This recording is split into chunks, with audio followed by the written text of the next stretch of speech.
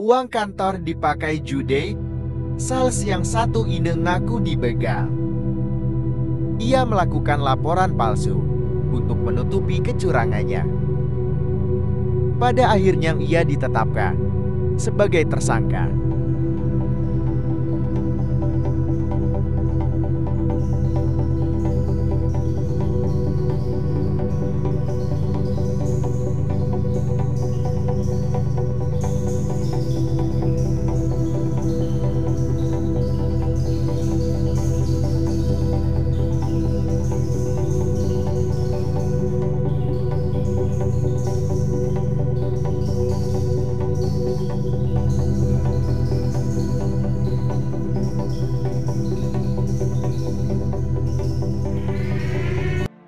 Dua. PPSU lapor polisi pura-pura dibegal. Seorang petugas PPSI bikin laporan palsu mengaku telah menjadi korban begal. Ia mengaku uang THR NYS sebesar 4 juta hilang dibegal saat ia menyapu di jalan. Saya meminta maaf sebesar-besarnya dan berterima kasih atas santunan yang Bapak berikan kepada saya. Dan kepada masyarakat, khususnya masyarakat Sawah Besar, saya menghimbau agar tidak membuat laporan palsu. Dan untuk jajaran Kapolsek Sawah Besar, saya sangat mengapresiasi atas tindakannya yang cepat dan tanggap. Sekian dari klarifikasi video saya. 3. Itu yang kau gadai? Duh, Dek. Kelakuanmu itu loh. Aduh. Jadi guys, judi itu memang berbahaya dan bisa menghancurkan hidup manusia. Dengerin ya. Nah, kayak kasus yang satu ini nih. Gara-gara kecanduan judi online, seorang pemuda di Makassar, Sulawesi Selatan nekat menggadaikan 3 unit sepeda motor milik keluarganya. Itu tuh kayaknya motor ibunya, motor bapaknya, motor adeknya. Diembat semua tuh. Polisi berhasil menangkap sang pemuda dan menyita 2 unit sepeda motor yang telah digadaikan.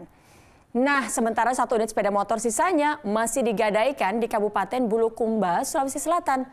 Mau tahu nggak nih siapa yang laporin? Saya. Bukan. Mamahnya yang laporin. Ya ampun, pasti pusing banget mamahnya lihat anaknya kecanduan judi nggak kelar-kelar.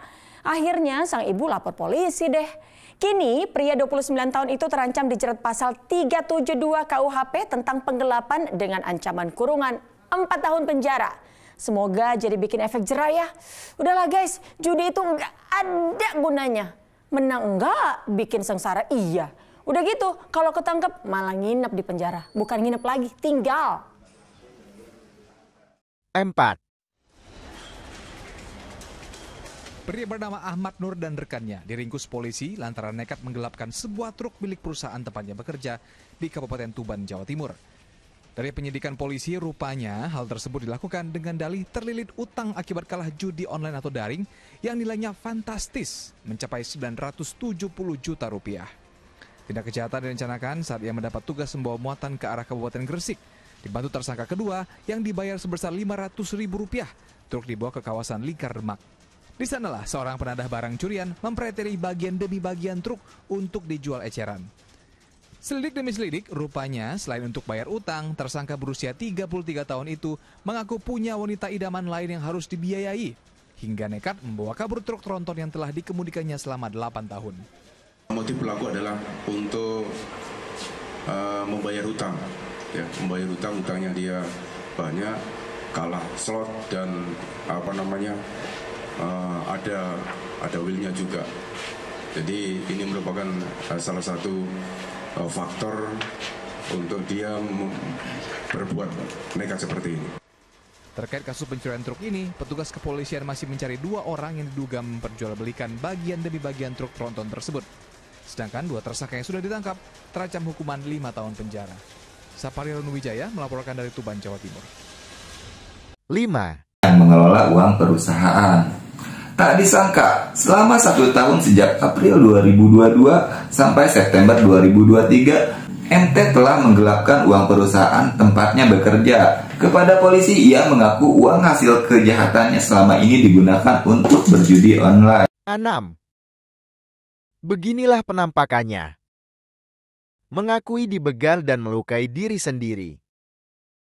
Ternyata ia sedang berbohong dan memberikan laporan palsu. Kalah main judi dan menggunakan uang perusahaan di mana ia bekerja. Dramanya kebongkar di Borgondan, pada akhirnya masuk penjara.